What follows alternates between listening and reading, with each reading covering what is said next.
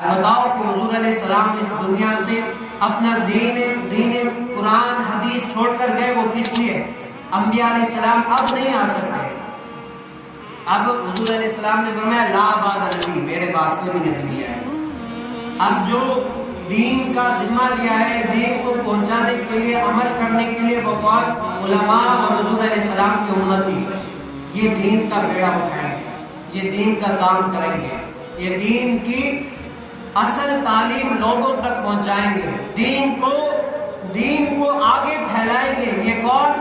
اب یہ کوئی بھی نبی نہیں آ سکتا، یہ ہماری ذمہ داری ہے کہ ہم اپنائیں۔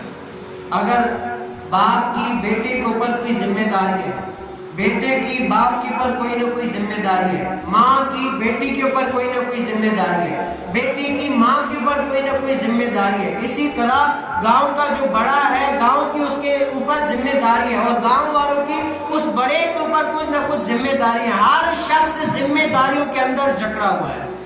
اس دنیا کے اندر ایسا کوئی بھی شخص نہیں ہے جس کے اوپر کوئی نہ کوئی ذمہ داری نہ ہو، ہر کوئی بھی نہیں کہہ سکتا۔